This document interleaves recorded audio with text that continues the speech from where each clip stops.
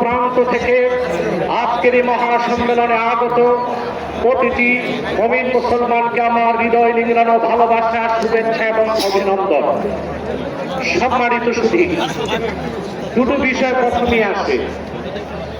একদিকে বিতর্কিত নারী সংস্কার কমিশন করে আমাদের অনুভূতিতে আঘাত দেওয়া হচ্ছে, আরেকদিকে মানবিক করিডোরের সিদ্ধান্ত নিয়ে স্বাধীনতার উপর আঘাত দেওয়া হচ্ছে। আমার মনে হয় বিতর্কিত নারী কমিশন করে আমাদের দৃষ্টি এদিক রেখে বর্তমানে মার্কিন যুক্তরাষ্ট্রের সাথে বাংলাদেশের স্বাধীনতা বিক্রির সওদাবাজি হচ্ছে কিনা সেটাও দেখতে হবে। হেফাজত ইসলাম বাংলাদেশ শুধু দাবি করবে না, সকল মাসলাকের মানুষের পূর্ণ সমর্থন হেফাজতের প্রতি আছে। কারণ হেফাজত হচ্ছে বাংলাদেশে সর্ববৃহৎ ইসলামী অরাজনৈতিক সংগঠন। আজ আমি এই জনতার পক্ষ থেকে, বাংলাদেশের কোটি কোটি মুসলমানের পক্ষ থেকে হেফাজতের সম্মানিত আমিরের কাছে বলবো, হেফাজত রাজনীতিতে যাবে না, কিন্তু রাজনীতি নিয়ন্ত্রণ করতে হবে। 53 বছরের ইতিহাস আমাদের কলঙ্কিত। আলেম ওলামা, পীর মাশায়েখ আর মাদ্রাসা ছাত্রদের পবিত্র রক্তে পা রেখে তারা ক্ষমতায় যায়, আর ক্ষমতায় যে ইসলাম ও মুসলমানকে চ্যালেঞ্জ করে। এ সুযোগ আর দেওয়া হবে না। অনতি বিলম্বে বিতর্কিত নারী কমিশনের সমস্ত প্রস্তাব বাতিল করলেই হবে না। যে নারী নামের হিজড়াগুলো দুঃসাহস রেখে গ্রেফতার করে তাদেরকে আইনের আওতায়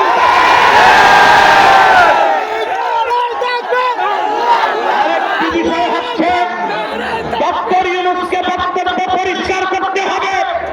16 বছর ভারতীয় আধিপত্যবাদের বিরুদ্ধে আমরা রক্ত দিয়েছি। সর্বপ্রথম সকল প্রকার সেরেক কুফর, রামবাম, নাস্তিক আর ভারতীয় আধিপত্যবাদ ও ফ্যাসিবাদের বিরুদ্ধে রক্ত উৎসর্গ করেছে শাপলা চত্বরে হেফাজতের আলেম ওলামা কর্মীরা।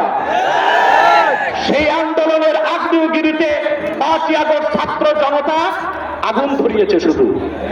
অতএব আলেম ওলামাকে বাদ দিয়ে কোনো সিদ্ধান্ত মেনে নেওয়া হবে না। ডক্টর ইউনূস সাহেব পরিষ্কার করুন, মানবিক করিডোরের নামে বাংলাদেশকে ইন্দো প্যাসিফিক অঞ্চলে যুদ্ধের দিকে ঠেলে দিবেন না। আমরা ভারতকে সাহায্য করেছি, যদি আটলান্টিকের ওপার থেকে কেউ আগ্রাসন করতে আসে, বাংলাদেশের প্রত্যেকটি মাদ্রাসা একটা ক্যান্টনমেন্ট হবে। সেনাবাহিনীর সাথে কাঁধে কাঁধ মিলিয়ে মাদ্রাসার ছাত্ররা দেশ রক্ষায় মাঠে নামবে। আগ্রাসী শক্তিকে বলে দিচ্ছি, আমার দেশের সবুজ লাল পতাকার দিকে যে চোখ তুলবে তার চোখ উপড়ে দেওয়া হবে। আমার বাংলার কোন 1 ইঞ্চি মাটিতে আগ্রাসনের থাবা বসালে সেই কালো হাত ভেঙে দেওয়া হবে। বিদায় লগ্নে আরো 3টি দাবি আমাদের পক্ষ থেকে ব্লাসফেমি আইন করতে হবে। Freedom of expression, freedom of speech, বা স্বাধীনতার নামে ইসলাম বিরোধিতা যেই করবে তাকে আইনের আওতায় আনতে হবে।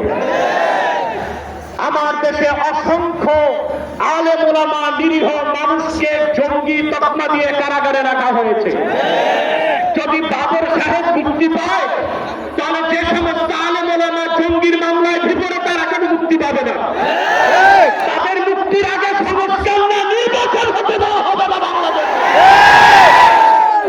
আমার 7ম দাবি, হেফাজতের পক্ষেই বাংলাদেশের সমস্ত মাসলাককে এক প্ল্যাটফর্মে আনা সম্ভব একটি দাবি আদায়ের লক্ষ্যে। সেটা হচ্ছে বাংলাদেশে কাদিয়ানীদেরকে অবশ্যই অমুসলিম ঘোষণা করতে হবে।